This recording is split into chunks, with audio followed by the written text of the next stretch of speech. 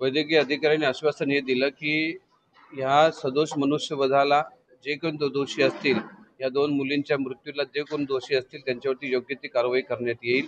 आणि जर समजा त्यांनी आता लेखी आश्वासन दिलेलं आहे त्यांनी आता आम्हाला, आणि तसं आम्ही ठिय्या आंदोलन करत बसलेलंच होतो तिथे। एक साप चावल्यानंतर जी वॅक्सिन असते ती वॅक्सिन यांच्याकडे उपलब्ध नव्हती, म्हणून आमच्या 2 मुली गेलेल्या, एक 4 वर्षाची आणि एक 24 वर्षाची मुलीचं पुढच्या महिन्यात लग्न होतं। काय आमच्यावरती बितली असेल ते आम्हाला माहिती आहे। या संड झालेल्या अधिकाऱ्यांना त्याचं काही पडलेलं नाहीये। 3,400 करोडचं कल्याण डोंबिवली महानगरपालिकेचं वार्षिक बजेट आहे, त्यातला 2 करोड तरी आरोग्यावरती खर्च करा, 10% तरी त्याच्यावरती खर्च करा। आणि कशाला तुम्ही टॅक्स घेताय? आणि जर या अधिकाऱ्यांवरती कारवाई झाली नाही तर आम्ही उग्र आंदोलन करू आणि त्या शास्त्रीनगर रुग्णालय आहे त्याला लॉक करून टाकू। बस आपली कल्याण डोंबिवली महानगरपालिका, या महानगरपालिकेमध्ये भ्रष्टाचाराचा उद्रेक झालेला आहे आणि याचे 2 बळी आज गेलेले आहेत।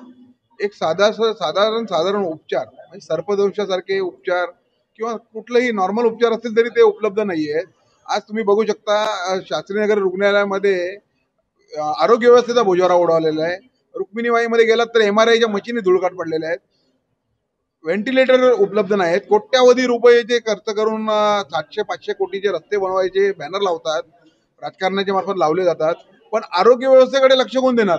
आज आरोग्य व्यवस्था जिवंत आहे का? कल्याण डोंबिवली महानगरपालिका नसून कल्याण डोंबिवली मृत नगरपालिका झालेली आहे आणि त्यामुळे या नागरिकांच्या आरोग्याची इथे खेळ सुरू आहे। कोणालाही घेणे देणे पडलेलं आहे। राजकारणी मोठमोठे इव्हेंट करतायत। माझी त्यांना विनंती आपल्या माध्यमातून आहे की एवढा पैसा जो आपण उधळताय त्याच्यात थोडासा पैसा जरी आरोग्यासाठी दिला तर या सर्वसामान्यांचं जीवन आहे हे सुकर होईल आणि सोयीस्कर होईल।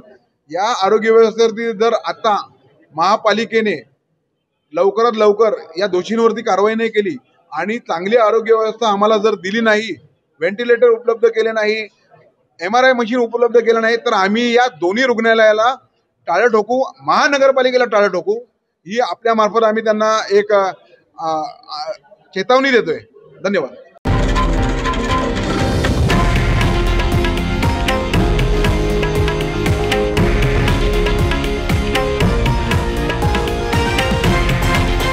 हे आहे देशातील नंबर 1 न्यूज नेटवर्क आणि आपण पाहत आहात TV9 मराठी, एकमेव।